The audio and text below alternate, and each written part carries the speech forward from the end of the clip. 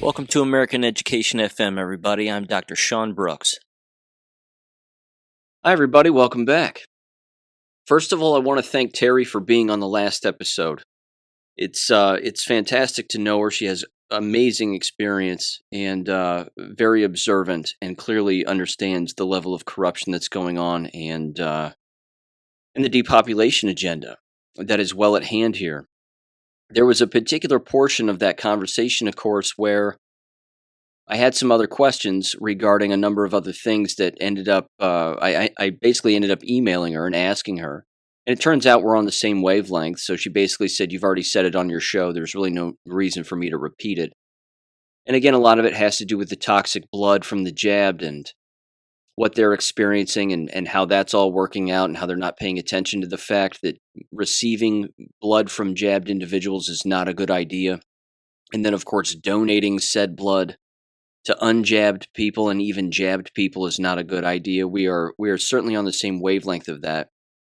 I also did this, and anybody can make this quick little search if you're interested, but I asked her very specifically, as I brought up, of course, in our conversation when I was talking about the amount of juice that's in the actual syringes themselves, and how I've observed this both visually, again, on video, and then, of course, there are numerous pictures that show this also, but there are different syringes that show different amounts of juice within them. If you do a basic internet search, and I don't necessarily recommend Google for obvious reasons, but if you pick any other search engine and you click on images and you search the title COVID syringes or COVID-19 syringes or COVID-19 shot taking or anything along those lines, you will see these individuals administering these shots. And one of the dead giveaways, of course, that it's an actual COVID shot as opposed to maybe something else from the past is because they're all wearing masks, including the shot recipient. But either way, if you zoom in on the actual syringe itself, you'll see some rather interesting things, I think. There's a few pictures that will show what look like retractable needles, as Terry stated. That they do have retractable needles, that there are people who receive fake shots either for a photo op or whatever it may be. But then there are visibly obvious needles that exist also. And then again, if you zoom in, what you may notice is that there is a different level of juice within some of the syringes as opposed to others. This is a problem. This is one of those things, again, that many people I don't think have paid attention to. We do know that we've seen numerous individuals receive these shots from a fake syringe or even just directly squirted onto the ground. Even Kim Carter has told those stories that people have done that, and numerous individuals have done that because, again, they were told that they had to take it but didn't want to take it. In fact, a friend of mine who has their daughter within a pediatric office openly stated again that they didn't want to receive any kind of a shot of any kind of anything ever again, and they haven't received the COVID shots, but they were told to be administered this, whatever it was, some particular shot. And one of her friends, of course, who works in the office with her, came in and shot it on the ground and said, "There you go, you're vaccinated," and then threw the syringe away, and then that was it. So as far as the people that work with her are concerned, she took a specific kind of shot, but didn't really. So I wanted to bring that to your attention too, that those are things that are happening, and I'm not seeing a lot of people pay attention to that. Unfortunately, I'm still seeing the Steve Kirsches of the world continue to reference the VAERS report, and then he and his ghostwriters are putting out Substacks talking about VAERS, and well over 600,000 people in America are dead from the shots, so says VAERS. Well, VAERS is 1%, if that, of all the actual cases. Now, you can do that math, but you've heard me mention the number, as have insurance agents and countless other people, even overseas, that we're talking about over 200 million people dead from these shots already. And I have more jab-related things that I want to get to later, but I do want to bring this up because this is something, again, that's sort of gnawed at me for quite some time. And I'm not saying that it's new to the show or anything that I haven't brought up previously, but I will say this, and I would refer to it sort of as a a social awareness spectrum. Again, who knows what's going on and who does not?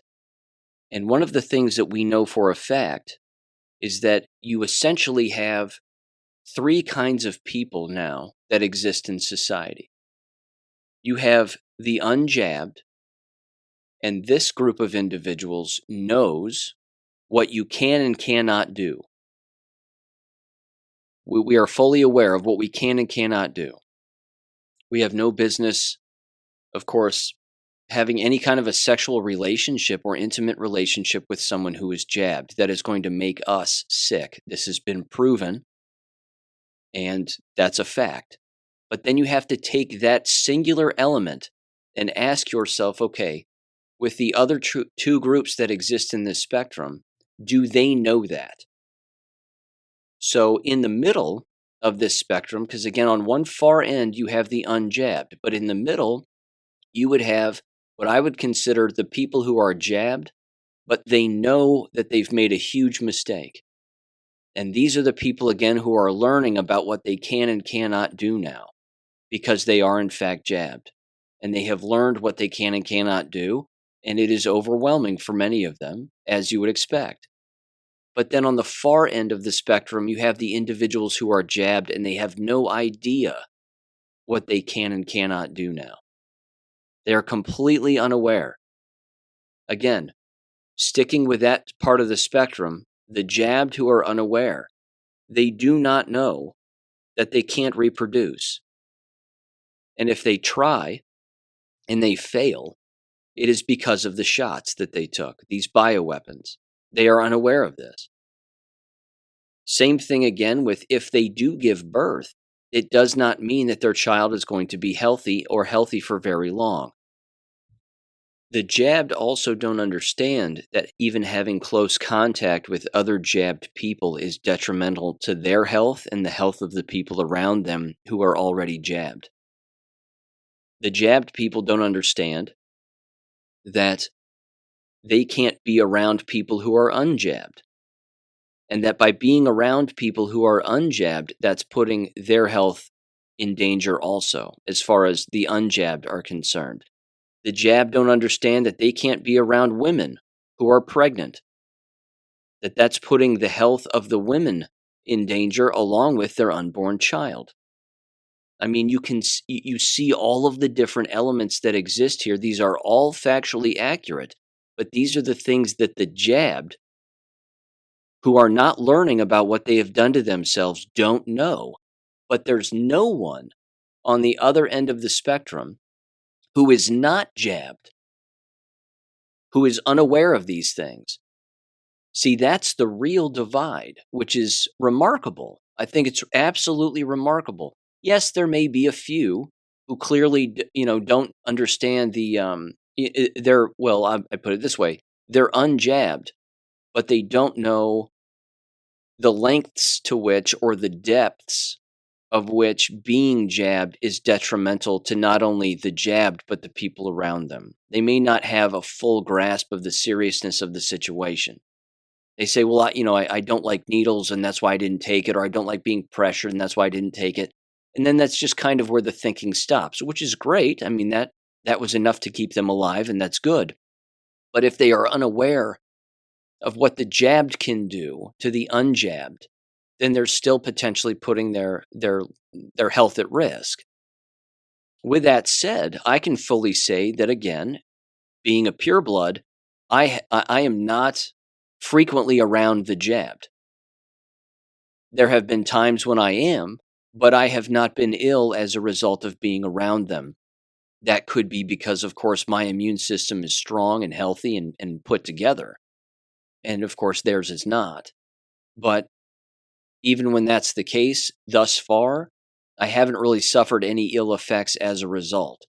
Yes, of course, as you know, I was in San Antonio back in the summer of 2021 at that America's Frontline Doctors Conference, and then I came back with a cough that didn't go away for 4 months. I was around a lot of people, and I was around a lot of jabbed people walking around that city.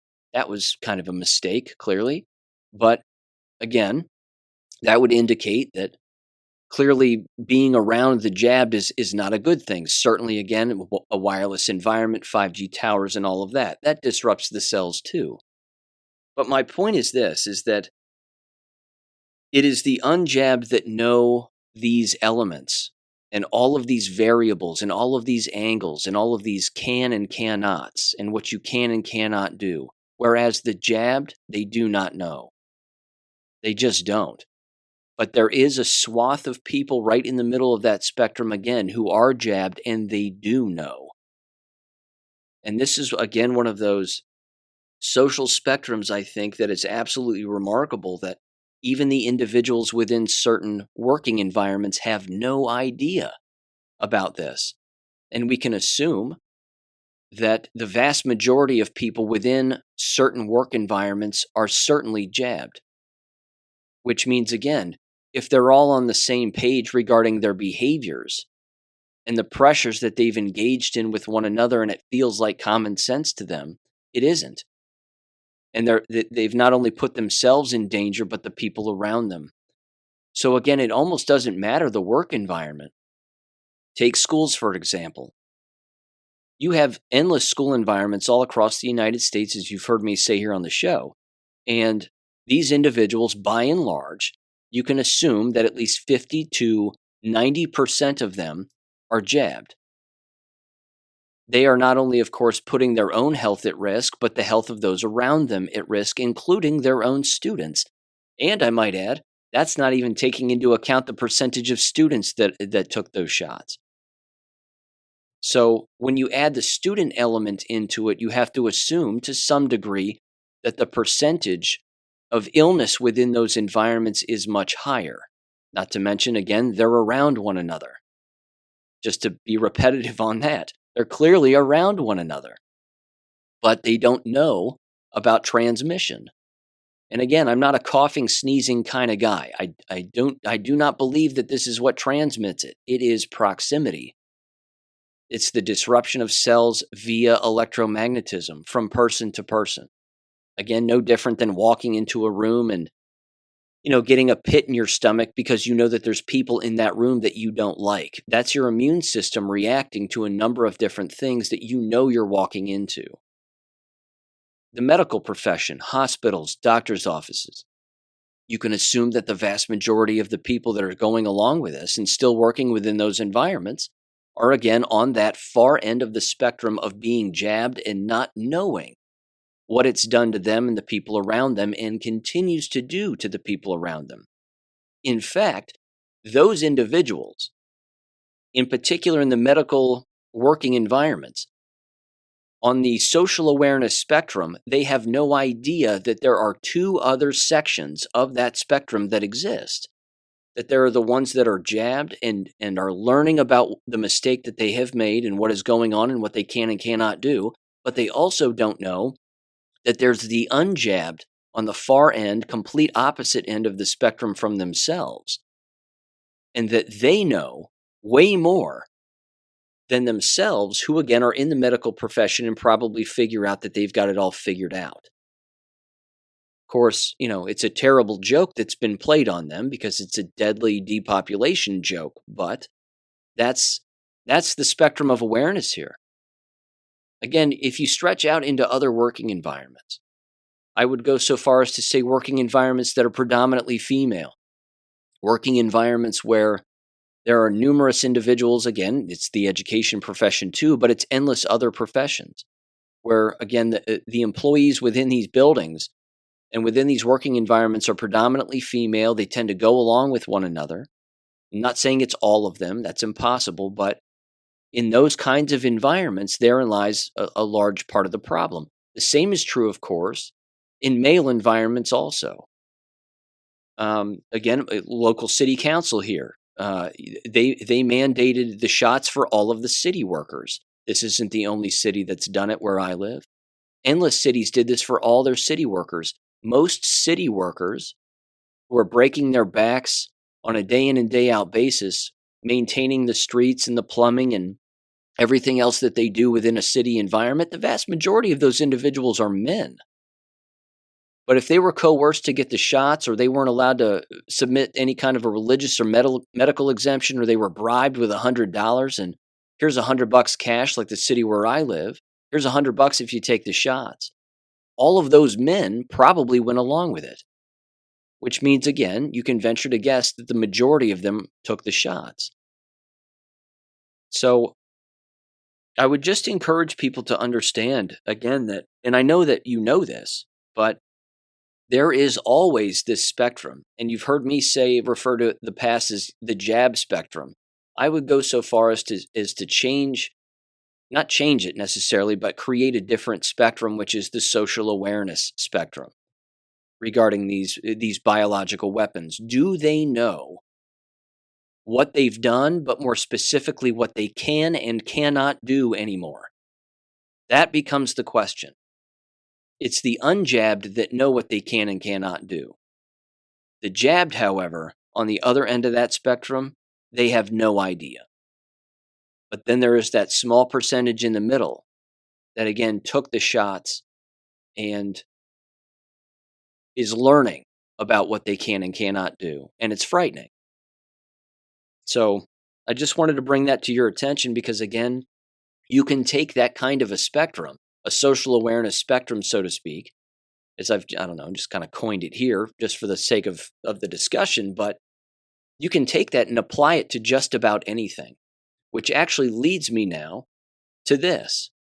And this is massive, and this is a big deal. And I know that many are aware of this and heard about this and saw this interview, and it too is what I would refer to as a giant proof that the whole Q operation is not only 100% real, but everything is moving the way that it's supposed to be moving. And that the United States is now no longer a corporation. Let's see, it would be the War Video 480. This is War 480 on my BitChute and Rumble channel. If you watch that about 12 minutes and 12 minutes and 5 seconds in, you'll see the full 10-minute interview with Dr. Halper Hayes. And I'm going to read a couple of posts regarding that and regarding what she said, because it is very important. First of all, and then I'll mention this too, because this is interesting. But either way, I want to start with this. This is Brian Cates on Twitter, and he said the following. He said, "Note that Dr. Halper Hayes states in this interview, which was on Great Britain News, GBN, she stated that Trump had all of the evidence, but knew that if he dropped it too early and tried to force the entire country to accept it, it would have led directly to a nasty civil war breaking out." Now, that's in endless Q posts. So that right there again should be a massive proof to anybody that this is real. This is not fake. He also continued and he said, if Trump had dropped the evidence early and said, quote, "I'm not leaving," unquote, and even had the appearance of using military force to stay in power, there would have been a civil war. He then wrapped up and said, "You don't have to acknowledge that if you don't want to, but it's true." And he's right. He's 100% right. There's also this continuous thing that happens on Truth Social with Donald Trump's account, which brings up again, I love this because it's remarkable. No one has ever physically seen Donald Trump make a tweet back when he was on Twitter. Nobody. Nobody has said, President Trump, can I see you actually physically make a tweet? He's never done it. Because he's not in charge of his old Twitter account. He wasn't in charge. There were communications taking place on that Twitter account that were a military operation. He was sending messages to particular people and sending messages to us about a number of different things. The same is true with his Truth Social account. It's the same thing. And again, he continuously retruths Q-related material from people who have Q in their name, in their handle, in their profile picture, whatever it is. And then, of course, those that are actually posting Q posts themselves. So here's one of the things that he did recently regarding Dr. Halper Hayes' interview. He retruthed it from someone else's account, And he said the following: Dr. Jan Halper Hayes is fantastic. Everyone has got to watch her interview on election fraud with the poor sap who got taken apart by her. Thank you, Don Jr., for putting this masterpiece out for the public to see. Witch hunt. And then someone replied to both of those individuals, including Donald Trump, and it was at Storm Has Arrived 17, where they said, "Whoa, I'll take this as confirmation." It just can't get any clearer that he knows exactly what's going on, because in that interview, she states a number of different things. And let me just bring a few of them up here. This is from BioClandestine's Telegram channel. And he said the following. He said, Trump shared Dr. Jan Halper Hayes' going full Q. Trump called it fantastic and a masterpiece. He then said, Trump can relitigate 2020 fraud. Now, this is what she said, and she's right. And that's going to happen in court because, again, the prosecution against him has to prove that there was not voter fraud. It's a beautiful trap. Whether, again, they're controlled by white hats or they're just this stupid, who's to know? But either way, they have to prove beyond a reasonable doubt that there was zero voter fraud, and we know that there was massive widespread voter fraud. He then, of course, states in her interview there that the U.S. Department of Defense has the goods on the fraud. Trump ended the U.S. corporation. This is big. The United States is no longer a corporation the way that it was designed in 1871. This is a big deal. She also said that before Trump visited the Vatican for the first time, he took all of their gold back. What was it? 620 some odd aircraft full of gold from the Vatican. That's ours that they've been stealing. So it's ours again. And then he says here that Trump had to wait to prevent a civil war and let the public wake up. Wild stuff. It's 100% true. He then said this. Again, he's accurate. He says, controversial statement. Trump shares Q memes and drops. He quotes Q drops during speeches. Think of, again, the social awareness spectrum I brought up earlier. This is the same kind of dynamic, same kind of thing. He says the following, quote, then last night he shared and praised a video of a member of his transition team going on a wild 10-minute Q spree about how the U.S. military have proof of fraud in the 2020 election and are waiting for the public to wake up before introducing it in order to prevent a civil war and mass civilian casualties. He then said, now whether you're familiar with Q, think it's real or think it's some disinformation psyop conspiracy theory cult, shouldn't you be aware that Trump, the leading presidential candidate in 2024, is openly referencing and quoting this whole Q thing? Like, if you think it's nonsense, shouldn't you be worried about Trump's association with it? How can one be a Trump supporter and simultaneously think that Q is a bunch of hogwash? Because Trump has gradually gone beyond full Q for the past few months on Truth Social, and it hardly gets talked about in the mainstream. He says the mainstream that calls everything and everyone QAnon, except for when Trump is actually quoting Q all the time. So there are two opinions here. Either, number one, Trump is part of the Q operation and there is some level of validity to it, or two, Trump is not a part of whatever Q is, and the lead presidential candidate and his associates are blindly quoting and referencing a Russian disinformation psyop or some dude in his basement. Yeah, again, that's the spectrum. It then says, he then wraps up and says, both options are insane to think about, and there's really not any in between. Either he's a part of it or he's not. If he's not, as Trump supporters, we have a crisis on our hands. If he is, that means that Trump is conducting a massive global awakening campaign so we can introduce reality to the brainwashed and hold the deep state accountable without mass civilian casualties and civil war.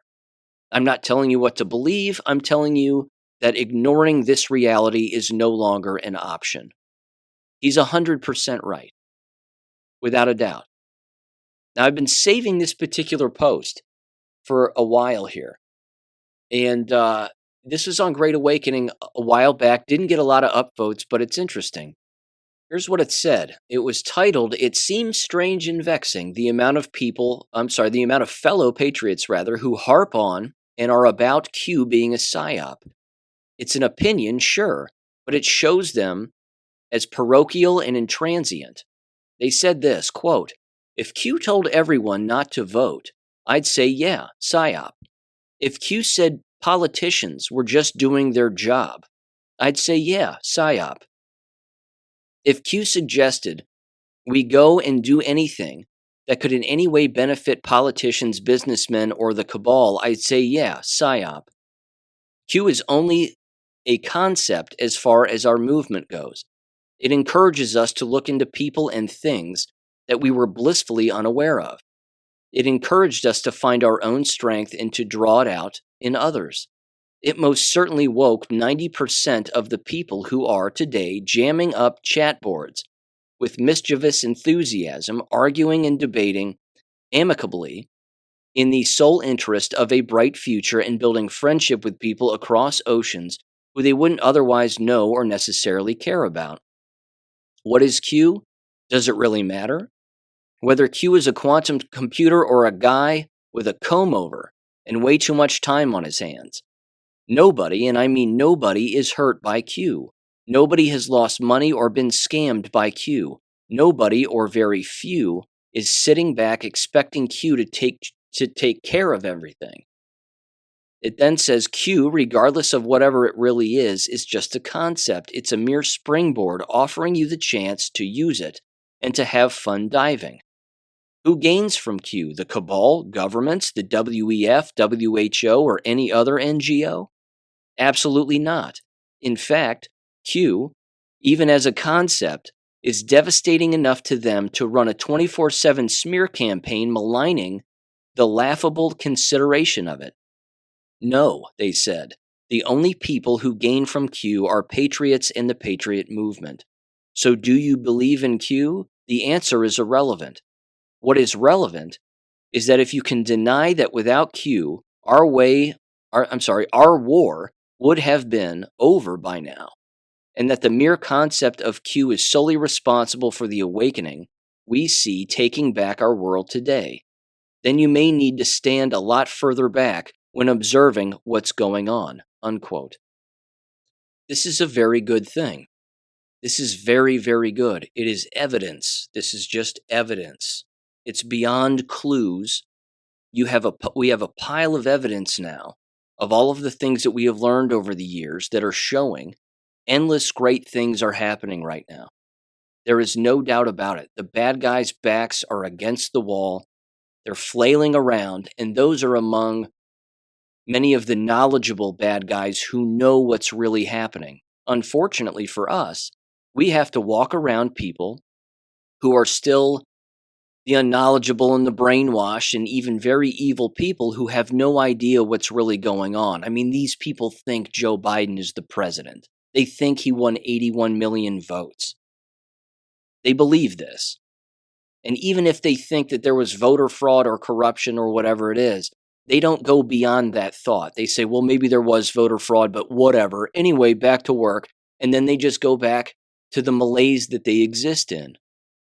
We have to be, we are on, it's not that just we have to be, we already are on a separate wavelength. We are on a separate dimension of thinking than endless people who exist on Earth. We have ascended to a particular level now, and we know that there's no going back. But the people who are on our side, and there are many who are on our side, these deniers and these people that, again, do not want to believe that endless good things are happening and that there has always been an operation taking place where the dots are so close to one another, they're on top of each other, and it's undeniable. These people are going to have egg on their face. They're going to eventually have to admit that they were wrong, which, again, they may or may not do. But whether they do it or not, it isn't going to matter. We're going to see the fruits of our labor here. We're going to see the fruits of us continuing to learn about the real world that we live in, and nothing can stop what's coming. Nothing can stop that.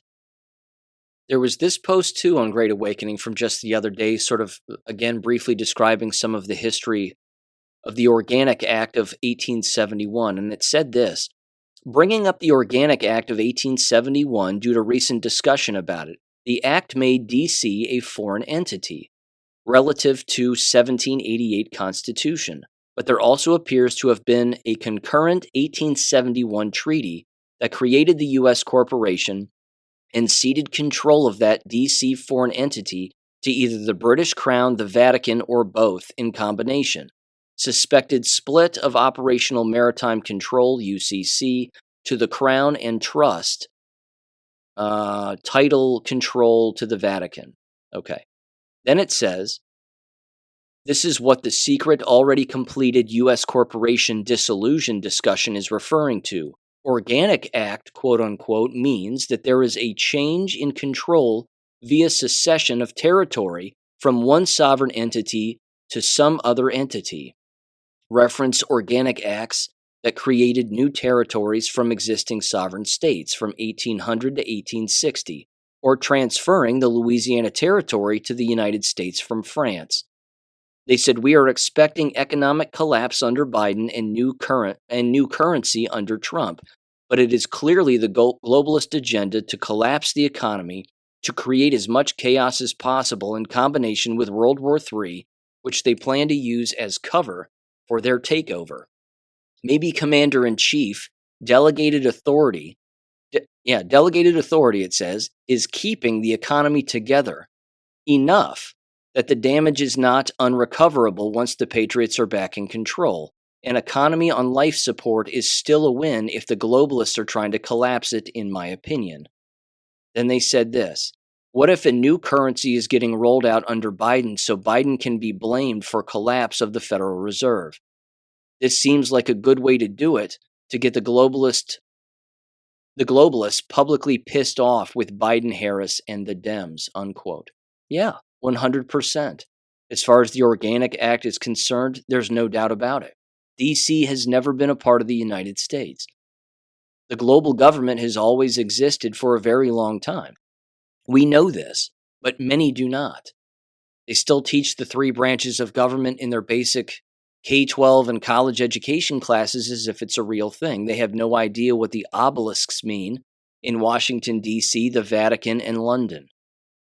That we are the military, the Vatican is the religion, which is satanic, and London is where the money is.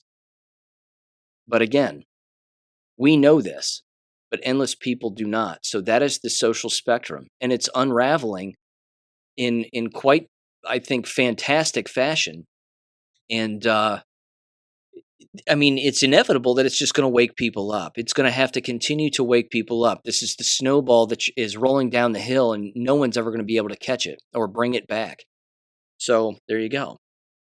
Speaking of all of that and continuing to wake people up, let me mention this. This was making the rounds. FEMA and the FCC are planning another nationwide emergency alert test for October 4th of this year. This is going to happen on Wednesday, October 4th of 2023 at approximately 2:20 or 2:20 it says here in the document. 2:20 p.m. Yep, Eastern Standard Time. So let me read through this because it's brief and it's their memo, and it was released on August 3rd.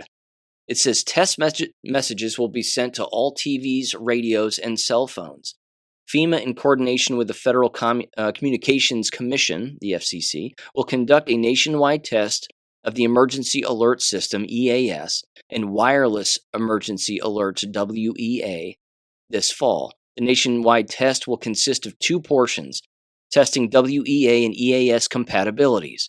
Both tests are scheduled to begin at approximately 2:20 p.m. Eastern Standard Time on Wednesday, October 4th. Now, before I keep reading, we know that they've already done this at least once.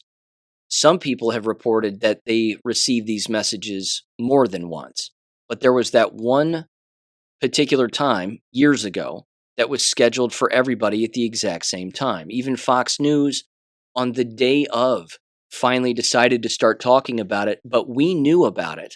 The people that were following the Q posts, we knew about it long in advance. We were also told that this is going to be used for a very specific reason in the future. Now, again, why are they doing this for a second time? It's pretty simple. It's a test. And because it's a test, they want to make sure that it works so that they can figure out who was receiving it, who wasn't, were there specific areas that were receiving it and other areas that were not, because this is getting ready for the real one that's going to take place. And when the real one takes place, that's going to wake up a ton of people, because whatever message comes out on the real one is going to be a big deal. It's not going to be a test. This one is going to be a test, the one on, again, Wednesday, October 4th. But it continues here. It says the WEA portion of the test will be directed to all consumer cell phones. This will be the third nationwide test, but the second test to all cellular devices. The test message will display in either English or in Spanish, depending on the language settings of the wireless handset. It says the EAS portion of the test will be sent to radios and televisions. This will be the 7th nationwide EAS test. Let me say this too. If you want to wake up a family member or a friend of yours who does not know what's going on, tell them this right now. Tell them that FEMA is going to have another emergency alert on their cell phone on October 4th. I mean, give them the day and the time. On October 4th at 2:20 in the afternoon Eastern Standard Time, this message is going to go out to everybody's cell phone. Mark your calendar just so you know. They'll have to ask you questions. They'll have to. They'll have to say, well, how do you know that? Or, well, what does this mean? It's just a test, so who cares? I mean, they might say 1,000 things on that spectrum of their lack of awareness or their level of awareness or their spectrum of curiosity, if they have any curiosity anymore. But they'll have to ask you. Because again, those of us who were awake back then during the first one, we told people in advance. And when it happened, and they didn't know it was coming anyway, but we told them way in advance, like months in advance, that it's going to happen, probably going to happen around this month, around this day. So, just keep an eye out and whatever else. I mean, some people asked questions, but some didn't. Some people said, well, is this real? Is something terrible happening? Some people said, well, it's just a test. Okay, well, thanks for letting me know, whatever. They said, yeah, well, we're letting you know so that you're not alerted in a bad way. And then some of those discussions turned into they're really going to use it. And they're really going to use it after these tests someday, because there's going to be a soft military operation that takes place to round up a number of people. And this will probably be the case. At least we've been told this. So anyway, I'm going to stop with a memo, but it's on my Gab page. It is there. It's at FEMA.gov. You can check it out yourself. It's under the press releases section, under the about section. And there you go. There was also another piece of audio. I should bring this up too, but there was another piece of audio of an individual, ex-Navy, if I'm not mistaken, and he's on TikTok or wherever he is, claiming to be ex-Navy, and he says again that there was another press release from branches of the military that said multiple branches of the military are engaging in a joint exercise that's going on right now, or going to start, I should say, August 9th, Wednesday. So there's that too. And he openly says in this video, which again is on my Gab page, and I'll put it up in the next war video, but he openly states, this doesn't happen. This does not happen. And it only happens if there is really something taking place during that time, a real military operation, or they're planning for one that's going to take place in the future. He said that different branches of the military never do these cross-branch operations or training exercises together. He just said it never happens. So one of two things is again taking place. It's either because something is really going on this week, or they're preparing for something to happen in the future that they're going to be working on together. Again, let's connect some dots here. Look at what we're being told. Again, the media is not even asking Donald Trump about why he consistently retruths Q-related information on a constant basis from people who followed the Q posts and retruth the Q posts and put the Q posts on their actual truth site on a consistent basis. This is not being asked among the media. Why? Because they aren't thinking people and they're in on it. I mean, they're on the wrong end of this operation. They're on the enemy side of this operation. So, yeah, I love it. It's beautiful. It's absolutely beautiful. Let me mention a couple other things just geopolitically. I know this has been 40 minutes already, and I haven't even gotten to education or jab-related things yet, but let me mention this, and you'll remember this. Everybody remembers this. Remember this is, again, bouncing around the old interweb the other day, too, and it's, I'm shocked that this even passed me by, and endless people, of course, just didn't pay attention to what Joe Biden actually said. But if you recall, back when Chris Coons, senator from Delaware, was sworn in, he brought his family, of course, and his wife and his parents and whatever else, a few other family members. And his 13-year-old daughter is brought over, and then, of course, standing right in front of his wife and Joe Biden, Chris Coons' wife and Joe Biden. And this is, again, the pale girl with the red straight hair wearing the brown dress, and this is the one where Joe Biden leans in and tries to kiss her on the side of the face while grabbing onto her arms. At the 52-minute mark of that entire ceremony, where they were swearing in numerous people, if you skip to that particular section and then you turn up your volume, he specifically leans into the girl and he actually whispers something to her. He says it, and I heard it. And they say it here on the post, and it's real because I did it myself and I listened to it, and I'll be damned, he said it. He said, quote, "Do you know how horny I am to have a 13-year-old girl standing right next to me?" And then that's when he giggles and he leans in for a kiss and then he backs off. This guy has to die. I said it on Gab, he's got to die. This man is a pedophile of the highest order. We know he's a murderer. We know he's a rapist. We know he's a pedophile. This guy's got to go. And we have to see it. So if you don't believe me, look up that swearing ceremony of Chris Coons, where his daughter is standing there. Crank up your volume, and you'll hear exactly Joe Biden say that. Quote, "Do you know how horny I am to have a 13-year-old girl standing right next to me?" Unquote. As God is my witness, he said it. I heard him say it. There is also this little geopolitical thing here happening in my state, the state of Ohio.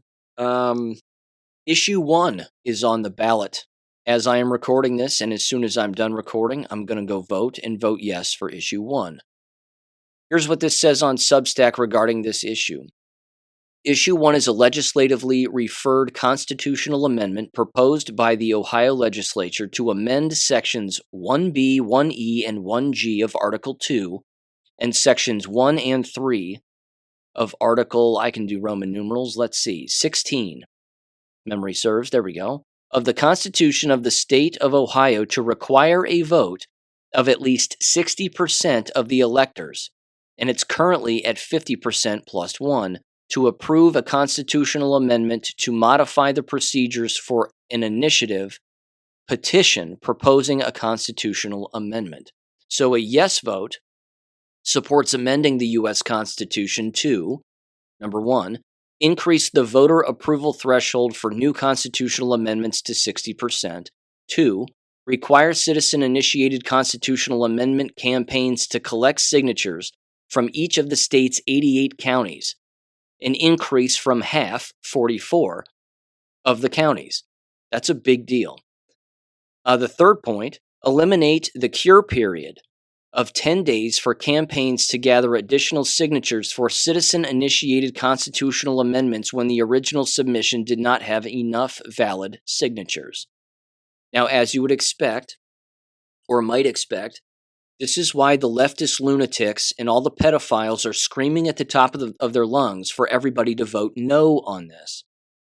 They want a no vote because a yes vote makes it harder for all these whack jobs and all these communists and Marxists and everybody and Bolsheviks to basically put anything that they want on the ballot in the future. It becomes very difficult for them. Certainly becomes far harder, which is good. Because here in Ohio, over the last, I'd say, 4 to 6 years, there have been some outrageous particular things on the ballot. Again, most recently, last year, we had to vote to ensure that illegal aliens didn't have the right to vote, because leftists could so easily put that on the ballot with just a certain amount of signatures. Well, now it's harder for them to do that, and they hate it. What they also hate is how this is tied into the parental rights, again, among parents who still send their children to American public schools. Eventually, as these things will prove in time, is that the legislature is going to have far more control over a number of different issues, which again is kind of the point. That's why we live in a republic. We vote for these people to push through what we want pushed through. But these leftists have no idea that Ohio is a red state, and it's getting redder by the day. There are unfortunate pockets of leftism and Bolshevism that exist everywhere, but a yes vote is a very good thing on this. So, yeah.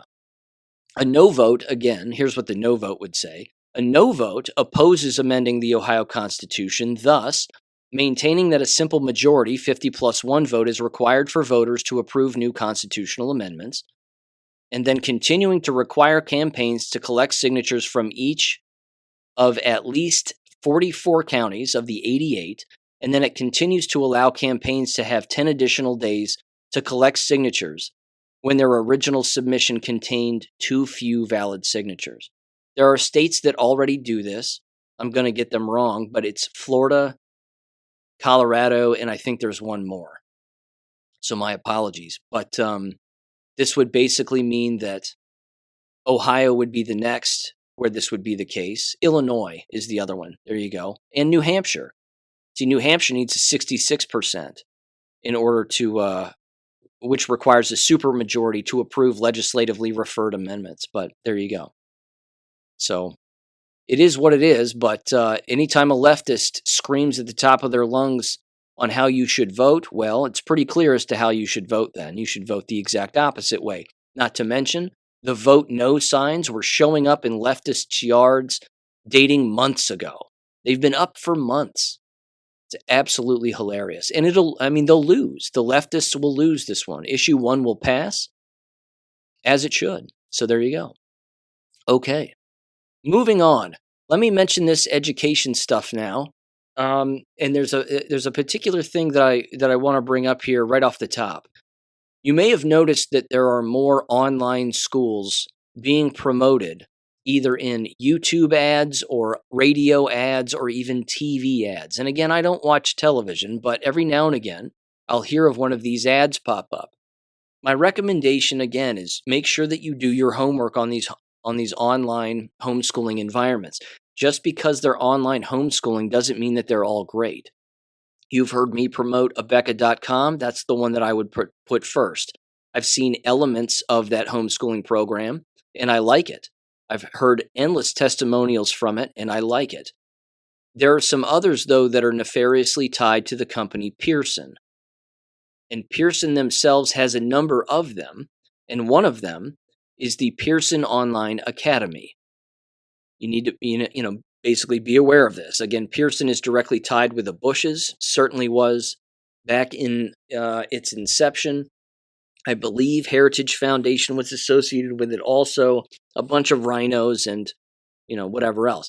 So there's the Pearson Online Academy, but there is also what's called Connections Academy.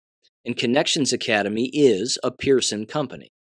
So there are these offshoots where they hide the name Pearson in the lower part of the screen, but they tell you that it's another name. They're all heads of the same snake, same fingers on the same hand kind of thing. So always do your homework when it comes to homeschooling. Don't take something at face value or just based on the name. But either way, even Pearson knows, as corrupt as Pearson is, even they know that the K-12 system is collapsing because they're trying to get in on the action too. And that right there should be, again, another giant red flag and a buoy in the water that this system is collapsing. And it's going to collapse. We're watching it collapse, but they're trying to get in on the action, and rightfully so. So, they're opportunists just like numerous other people are, but there's just more proof of it right there. There was also this story from last week, which is, again, Fox News. My apologies for the reference here, but it is titled Louisiana Law Requiring In God We Trust to be Displayed at All Public Schools Going into Effect. It says, like Louisiana, other states have passed laws promulgating the display. Sorry, let me turn that off. Go away. There we go. The display of the national motto, In God We Trust. Here's the question I have.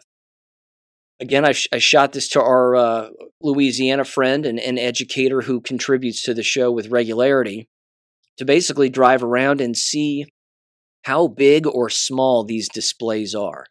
I don't think that putting In God We Trust is going to save the environment. I'm glad it's happening. That's an excellent thing. But it just becomes a matter of, again, how big the display actually it really is. Is it a giant plaque? Is it a statue? Is it something that's written on the wall on the inside? Or is it just a copied piece of paper that finds its way into the break room? Or finds its way into the main office that's stapled to a bulletin board. It'll be interesting to see. But either way, we know that even if it's state law, the Marxists are still going to do whatever they have to do to have their way. And they're laughing about it, I'm sure, and saying, well, see, we have In God We Trust on our bulletin board. It's right there. There's a small little sign that says In God We Trust. So we're following the law. I mean, these people are disgusting. But there you go. Just wanted to bring that to your attention also. I want to mention this too. This is a constant thing, and it's not a selfish thing, and I'm not patting myself on the back. I want to make that abundantly clear. But there is a thing that I consistently observe, which continuously proves the con inc lie, and it continues to prove the con inc lie specifically regarding the field of education. Riley Gaines, the former swimmer, I believe at the University of Kentucky, if I'm not mistaken. She could have swum somewhere else, but either way, she was, of course, the one that was swimming against the guy pretending to be a girl from the University of Pennsylvania. Either way, she has a show now. She has a show on Fox Nation called Riley for Girls or something like that. Again, I know you know this, but Fox News and the like, and people like them, would never hire a person like me, nor would I want to work for them, because they themselves are always interested in maintaining a certain level of knowledge on a number of different subjects and never allowing their viewing audience to go above and beyond that. They need people to just stay on a certain wavelength of awareness and not ascend to a higher level of thinking way beyond it. You've heard me say a number of things on this show that if you know existed on any Fox channel or even mainstream channel or even these pseudo, conservative channels, that I wouldn't be around very long. I mean, I have to do it this way because they don't want that message out there. They don't want to hear anybody talk about the collapse of American education. They don't want to hear people talk about the bioweapon shots. They would rather rally their troops and circle their wagons around, pretend girls competing against real girls. This is the kind of mundane conversation that they want people to continuously have and not think beyond that. But I like to think that I try to raise the bar here a little bit anyway, and, but again, I just think that proves it. I think that proves it without a doubt, that the flavor of the month being a Riley Gaines, and I'll fully admit she's far more attractive than I am, but either way, those are the kinds of individuals that they pounce on and that they take full advantage of. If Riley Gaines knew what I knew, she wouldn't be working for Fox News or Fox Nation. She wouldn't. She wouldn't be consistently invited into congressional hearings to testify about her experience and what she feels about what's going on. Again, after the public comments that I've made on numerous occasions, you'd think some congressman would say, hey, come on in here and talk about the collapse of education and what's really going on. No, they don't want to touch that with a 10-foot pole because their constituents and their lobbyists have to maintain the K-12 university illusion. Because if that goes away, then it slips right through their grip. And then people start to look at them as politicians and say, well, wait a minute, why weren't you advocating for homeschooling? Again, all you have to really do is ask yourself that question. And ask yourself that question consistently. When was the last time you heard a politician advocate for homeschooling? I rest my case. So keep that, just kind of always keep that in mind going forward, because that's going to continuously be a common thing. That's going to be something that just continuously occurs. And I find it disgusting because, again, it's just kind of lowbrow news-related stuff. It's lowbrow information. It's not nearly the level of ascension that the listening audience here has reached, along with endless other people. They are gatekeepers in the purest of definitions. They really are trying to keep people hooked to Fox News, politicians, and let's just keep talking about what Tim Pool talks about and all that stuff. It's gross. Here's another one, by the way. A local issue as well, clevelandreporter.com. It is titled Shaker Heights based pro-school porn moms group urges Ohioans to vote no on the August ballot question. Again, you heard me mention issue 1 earlier. That's what this is about too. They're openly yelling and calling themselves again a pro-school porn moms group, who again love the fact that Black Lives Matter exists and they want all the pornographic books to be in the libraries. And well, if the legislature ends up voting against all these porn books, then they're going to have a supermajority, which means, all the leftists who are in the minority are screwed, and we're not going to get all that indoctrination that we wanted and the drag queens and everything else. They out themselves because they can't help it. They're that deranged. So there you go. All right. Jab-related things. Last week in the Australian Senate, Pfizer executives were testifying. You've probably heard of this, certainly seen some of the footage. It really isn't all that shocking. It's a bunch of Pfizer guys lying and, working their way through their maze of lies as best they can. But they did openly state on a number of occasions that they were claiming, of course, that they didn't force anybody to take the shots, which is kind of technically true. It wasn't them that was doing it. It was the CDC and health departments that were incentivizing these individuals. But at the same time, at the top of that chain is Pfizer, Moderna, and these other groups. These were the individuals, again, and their lobbyists, lobbying to coerce individuals and bribe individuals and threaten individuals to wear the mask, take the shots, and if they did, then ultimately Pfizer would receive some kickbacks. And the amount of money that they have received, of course, as a result of all of this proves that. So, again, just wanted to mention that, but a couple of good audio clips from that, which of course you can watch in the war videos that I produce. And there you go.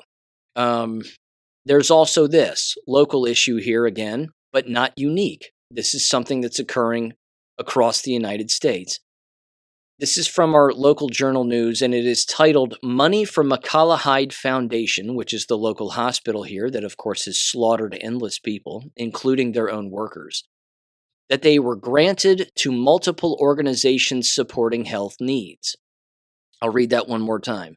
Money from McCullough Foundation granted to multiple organizations supporting health needs. It says the next deadline to apply for a grant is August 15th.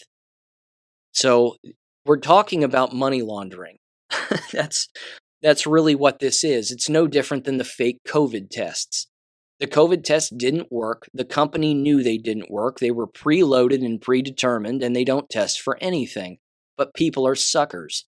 So they paid for them, which means the money that they paid for them went directly to the company. And then, if they tested positive, albeit falsely, they would end up always going back to the store to buy more. They, of course, then contracted out to schools, hospitals, and endless other working environments and organizations massive doses or packages, I should say, of those COVID tests.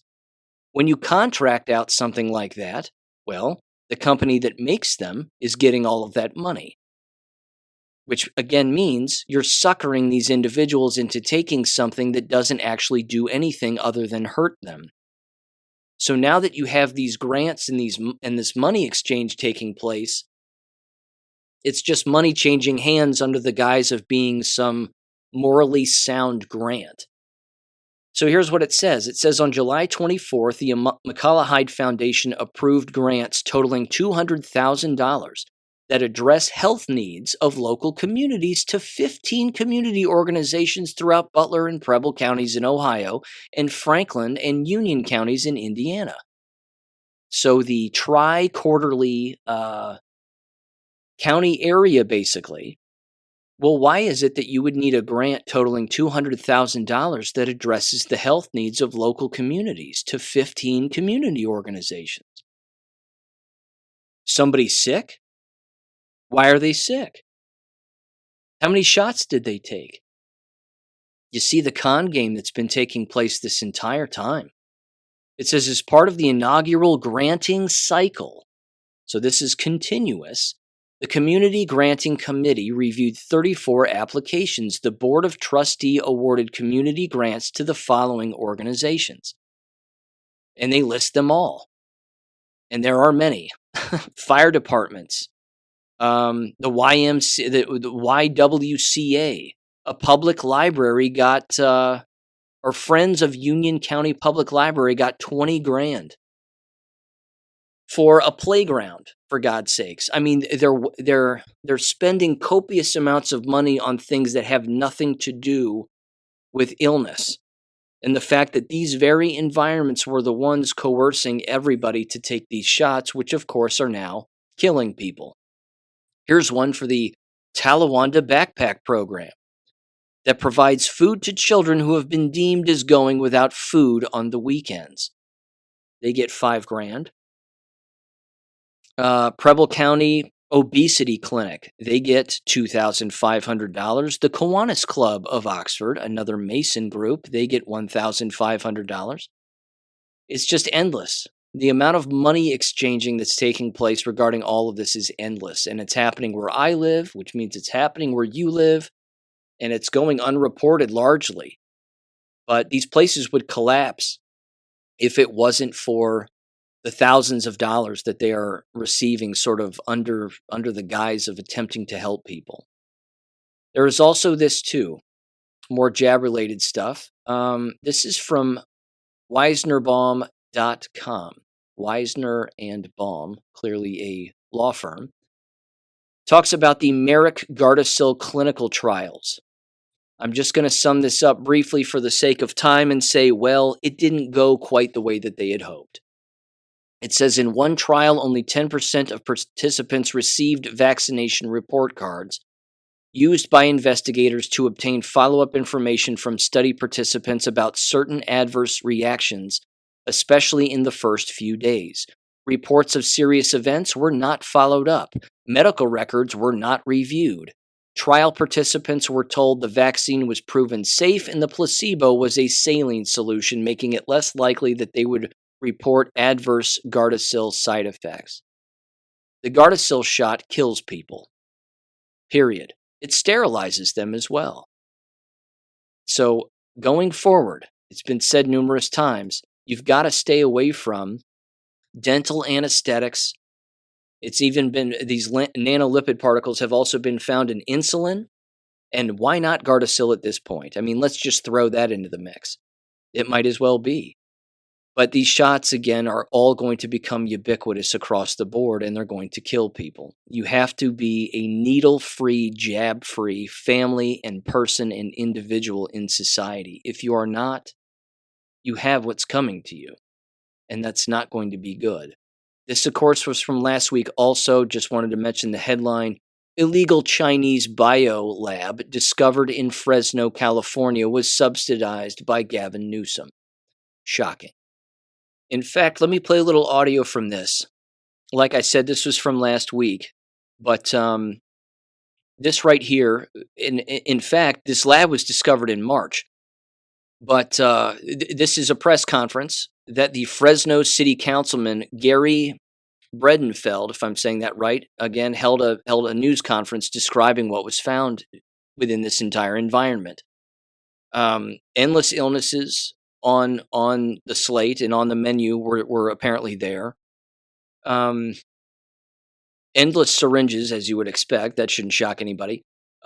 China shipping labels and a bunch of other things. So let me play some audio from that press conference, because again, I don't think this got a lot of play. Certainly not in the mainstream. And what they found was disturbing. So again, you don't have to go to Ukraine to find a biolab, ladies and gentlemen. Of course, they are right here. I'm sure elements of our own military have been engaging in this, but foreign entities have their hands in the pot too. And here we go in 3, 2, 1. On May 4th, the CDC inspected the lab and found infectious agents that were both bacterial and viral in nature. Some of these include hepatitis B, C, rubella, malaria, E. coli, and pneumonia. Fresno Superior Court documents indicate that mice were involved in these experiments with COVID-19.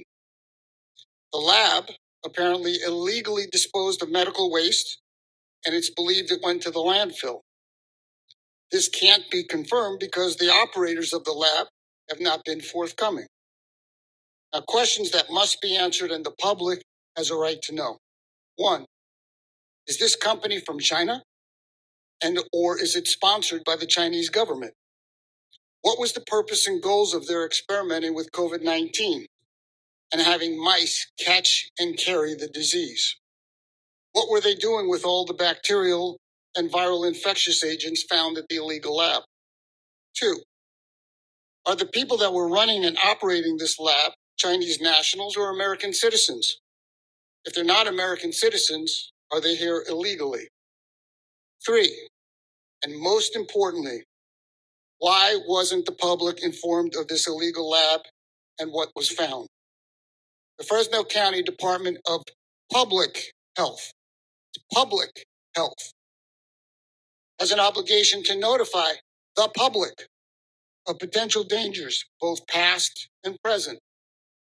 During the COVID pandemic, their medical officer held weekly press conferences justifying ineffective, destructive lockdowns and mandates, and yet not even an acknowledgement to the public of the illegal and potentially dangerous activities at the lab. So he spent a week having the media come, telling the public things that were not true, supporting all of the tyrannical, destructive things that were taking place in our city, our county, our state, our nation. And then when a lab related to COVID-19 is found 5 months ago, no word. No word from him, no word from the Public Health Department, no word from the Board of Supervisors. Number 4, the Board of Supervisors are also silent. This is similar to the crisis when foster children were found to be sleeping on floors in offices. They only addressed it when they were forced to because it became public through the media. This is disgraceful and represents a willful decision to hide from and shirk their duties as elected representatives of, guess what? The public. They're responsible to the public. These same Board of Supervisors were derelict in their responsibilities to the public during the pandemic. They were silent and complicit with all of Governor Newsom's destructive, unscientific lockdowns, mandates, and forcing kids out of school for 2 years. It goes on. It's a 20-minute long press conference, but there you go. Again, a lot of revealing information. Shocking to some, I'm sure, but that can't be the only biolab that exists in the United States. And it's certainly not the only Chinese-linked one that probably exists in California. So I'm sure we're hearing of some of them. Others we're probably not hearing of. Maybe some of them are being destroyed by the military without our knowledge, depending on the levels of seriousness. But that's something that's continuing to occur. There is also this. Again, you got to hand it to these people when they're all in lockstep with one another. You know that they're lying about something, and they're certainly lying about this. This is titled UK, United Kingdom, unveils new pandemic vaccine research center. And they're calling this new unknown illness, Disease X. And almost every single hard left-wing outlet covered this story. So I'm going to start with Sky News. Again, I'm just going to read down this massive list here. It says Sky News, and the headline was this: Disease X, quote unquote, UK scientists begin developing vaccine against new pandemic.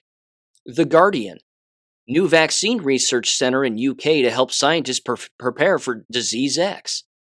The Independent, UK's newly launched vaccine center to help bolster pandemic preparedness. This is ITVX. I don't even know what the hell that is. Yeah, here we go. Headline: Inside new vaccine center where scientists work to fend off Disease X. The Times, vaccines against Disease X, from lab to jab in 100 days. The Telegraph, new vaccine facility revealed at Porton Down. It says more than 200 scientists will be housed in the new center developing vaccines for bird flu, monkeypox, and Crimean Congo hemorrhagic fever. The Mirror, it says inside new super laboratory built to protect UK from Disease X global pandemic. If you don't think there's a lockdown coming, ladies and gentlemen, you're out to lunch. I think there's one coming, and I think this is it. Here's another one from the Daily Mail. British scientists are primed to create the new pandemic vaccine in 100 days as super lab Porton Down develop, it says. Here's another one from iNews. Inside the top secret vaccine lab working to beat a bird flu pandemic and Disease X. It keeps going. Yahoo Finance. What is Disease X? UK scientists begin work on vaccine for new pandemic. Here's Yahoo News UK. Disease X. UK vaccine facility preparing for the next pandemic, including bird flu and monkeypox. This is from National World. What is Disease X? New future pandemic virus explained. This is from the Evening Standard. What is Disease X? Scientists begin work on a vaccine for new pandemic. Here's the Huffington Post UK. What is Disease X and why are UK scientists preparing for it? It just keeps going on and on. Lately, LY, India Times, Senator Thorne Tillis, Republic World, and The Sun. Inside secret new super lab working to stop Disease X pandemic in its tracks with life-saving vaccine, blah, blah, blah, blah, blah. When they all do this in lockstep, they're priming the public to get used to it. We know this, but there are endless people who don't. They're just priming the normalization of the insanity. So is the UK in specific going to have some kind of a lockdown in the future? I'd almost guarantee it. Guarantee it. Question is what's going to happen after that? And who's going to put up with it? This is going to be the interesting part. And this is, again, it brings in a serious question as to what role is the United States military going to have in foreign countries regarding what foreign countries attempt to do to their own people? I mean, you talk about a world war. That's certainly it. But if it's us liberating everybody from the globalists, that's a war I can get behind. I'm all for that. There was also a report that came out with the UK, again, shouldn't shock anybody, that 94 or whatever it was in the 90% range of all of the individuals who, quote unquote, died of COVID had at least two vaccines, two COVID vaccines. Strange that those are the people that continue to die. It's not the people that didn't wear the mask, they're fine. It's not the people that didn't take the shots, they're fine. It's the people who, again, wore the mask, took the shots, bought the lie. they're the ones that are not having a great time and a great go of things. So again, this information continues to come out, and it's just going to be it's par for the course at this stage of the game. It's par for the course. There was this too, which was disturbing, and I don't have a lot of information on this, but if you're familiar with Karen Kingston, I've certainly brought her up on my show. She has a Substack, and a message was put out on her Substack the other day where she was allegedly, I'm assuming it was her, although it's hard to know these days, that she was alleging that her son had been kidnapped and her mother was missing also, or that both of them were missing. What was interesting about Karen Kingston's message, if she in fact was the person who wrote it, is that it was loaded with typos. And that's very unlike Karen Kingston. She's thorough, which brings into question, again, as people were asking online later on, and even AJ Gochik brought this to my attention, but whether or not Karen Kingston herself is missing now and people can't get a hold of her, which apparently is the case, and whether or not she's even been poisoned herself. Again, used to work for the pharmaceutical industry and analyzing their legal documents and putting them together. And then, of course, she's been out there telling everybody what's in these legal documents and how it is, in fact, a defined and categorized biological weapon. In fact, here's the exact text message that AJ sent me. He said, a friend of mine in our 3-person chat group sent this out today about Karen Kingston and her whereabouts. It said, quote, okay, this is quite disturbing, but Karen Kingston has been missing or out of contact for a week. One of my friends who has her cell phone number said that it rang and went straight to voicemail, which of course was full. There's a very weird post on her Substack, the one that I just referenced.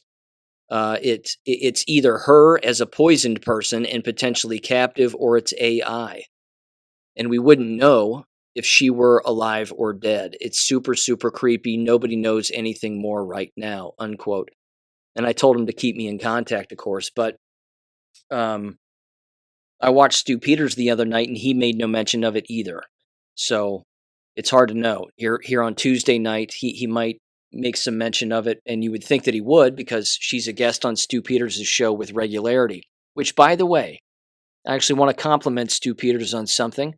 He seems to be coming around. He seems to be shaking off some of the dust a little bit. He's still in the nothing is happening, there's no military operation taking place camp, which is too bad. I think he'll come around on that eventually. But the guy actually said the word Zionist on his platform the other night, and I thought, hello, there we go. Good for him. Good for him. And again, he's calling out numerous individuals that are committing crimes with regularity, as you might expect, and 1,000 other things. But he's coming around, which is kind of nice. So either way, I wanted to bring that to your attention too. Prayers to Karen Kingston wherever she is. Hopefully she's not missing, but this one is odd. And again, we know that the enemy wants to take people out, which is an ongoing thing and an ongoing problem. Again, there is also this, not to be too repetitive here, but this is from AmericaFirstReport.com. It is titled ICYMI. Authorities confirm that COVID-19 vaccines, quote unquote, can weaken the immune system. And they named the condition long vax. So it's gone from being long COVID to now long vax.